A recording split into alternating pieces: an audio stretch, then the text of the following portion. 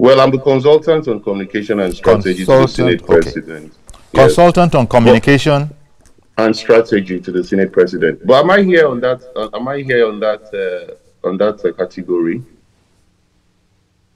Well, you're here you're here because you're you. You're here because you're you. Because why I'm saying this is that everything I predicted has come to pass in Rivers State. Tell me about it.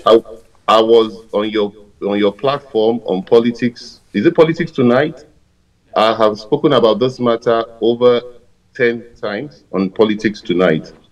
And one of the things I find very disheartening is that Governor Fubara refused to see reason with all the warnings that people like us gave in terms of our analysis and looking at this thing from historical perspective.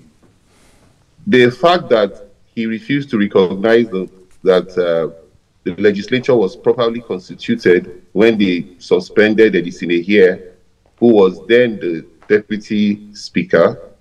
Sorry, he was then the majority leader. He was the deputy speaker in the defunct Rivers State House of Assembly.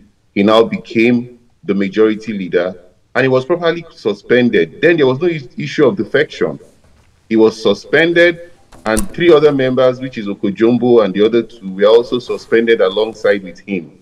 And that left the Rivers State House of Assembly with 27 members. Remember that one of the members died. And so at that point in time, that was when I thought Governor Fubara would play the politics of join with the House of Assembly members. But he did not judge with the House of Assembly members. He rather took the part of what he was being advised and decided to go ahead after the Rivers State Assembly had been bombed to demolish it. That demolition that was done on the 13th of December 2023, to me considered already a very serious crime against the people of Rivers State, because that was gross misconduct. Now, this same Rivers State House of Assembly, you gave out a contract of 20 billion for it, about 19-point-something billion, which amounts to 20 billion of taxpayers' money for them to rebuild it, all because you were trying to war of impeachment. Yes, people in their opinion have said the former Governor Wike, can be overbearing. But I warned them in your program. I'm saying all the things I've said before, so that it wouldn't look like I am repeating all these things anew. You can go and fact check me. Thank God it was on your platform.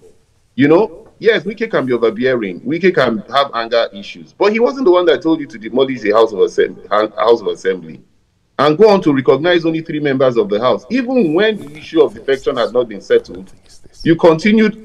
And when even Omotocho's judgment came on the 22nd of January 2024, you still continued to deal with only 3 members of the House of Assembly. You were one to submit that budget to them. The president intervened, saw what was in front, and in all this, I think the governor, just like the Supreme Court said, acted like a despot. Most people fail to refrain from the fact that it wasn't the president that said he was a despot.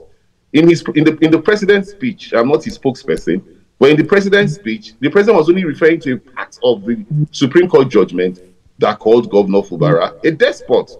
And so those are not the words of Bola Ahmed Tinubu, as wrongly depicted by those who just want to condemn the fact that this action was taken to stem the crisis that the president was seeing in front of us.